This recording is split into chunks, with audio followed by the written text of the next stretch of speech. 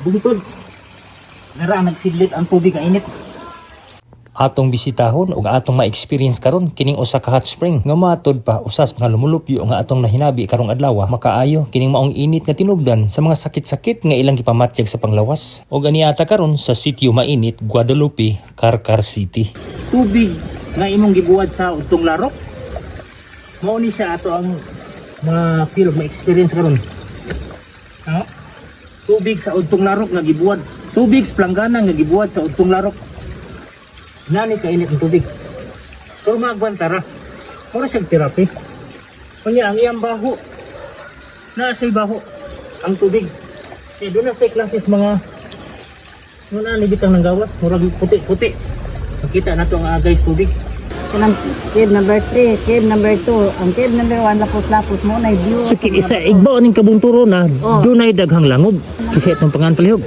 Pero sa lina alihado. Kinatinga ko nganong nay bugnaw nga tinubdan o nganong nay init diri nga nagduol ra man ni. Wala ba ko ni vulkan pero sa among katigwangon des mga katigwangan pagid nako wala may vulkan ang istorya nga mga hinungaw siguro or vulkan sa Negros. Oh, basin. O hinungaw pero wala man gyud vulkan nakit andiro man gyud set sa tuan Nindot no?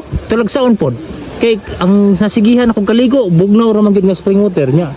Kini siya kay bugnaw deh niya pila ra kalakaw nga ripiingon dipita kana diha. O iinit na pod. Murag nindot pagkainit, tambal man guna siya. Oh, tinuod. Nang mga ako bitaw hubag ni diri sir. O arthritis kay hilhig kuna. Diha ako ra kay sigumur ako may tig. Kada size buntag. Ako imo mo anha ko diha mo. Therapy. Murag ana. Therapy siya. Kadang kana mga nuka-nuka, nakaayaw man siya. Ang man ana man mahumol gyud. Mainit spring.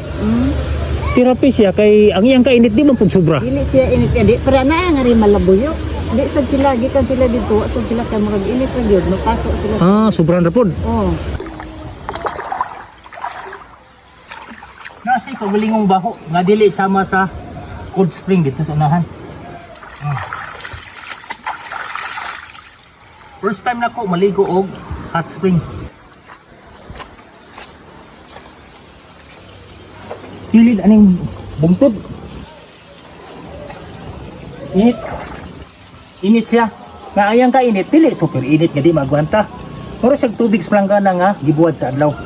So mao ni siyang kalases sa tubig. Nga itong na-experience. Pero niya, nasa ko balingong baho.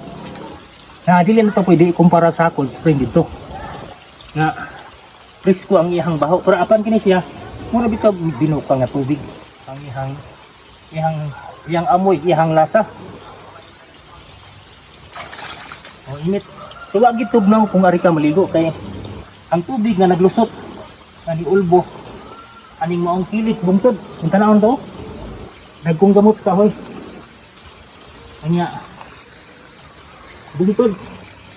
Nara nagsidlit ang tubig ang init.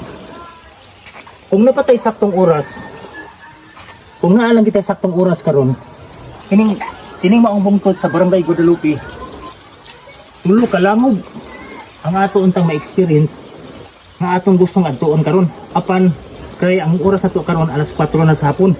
Kung mukat-kat ta dito sa Kalbungturan, nya wala pa ta makakita og tour guide, medyo lisod na. Kay tulo ni sa kalangob, nya kinahanglan tag tour guide ay aron nga atong ma-experience ang langob diha nga matod pa sa atong naistorya karon nga residente gyud mismo dinhi. Dunay langob diha nga dili gyud makita bisan pag flashlightan. Ang pinakailawom sa maong langob. Apan paano naman ta sa oras gud karon short na sa oras. Dinhi lang sa takutob sa hot spring. Malay na to sa susunod na itong pagbalik. Masag ka na nato ang tibok bungtod. Sa Barangay Guadalupe, ana ay tulo ka langob sa igbaw kung diin diha nato makita. Dunay usa ka langob diha nga ang gilawmon di na makita sa gilawmon. Kining hot spring. Nga 50 meters na gid ang gilayon gikan dito sa cold spring. Nga nagduol na gid anta. Nganong may hot spring dito nganong diri man. Grabe mugna ang Ginoo.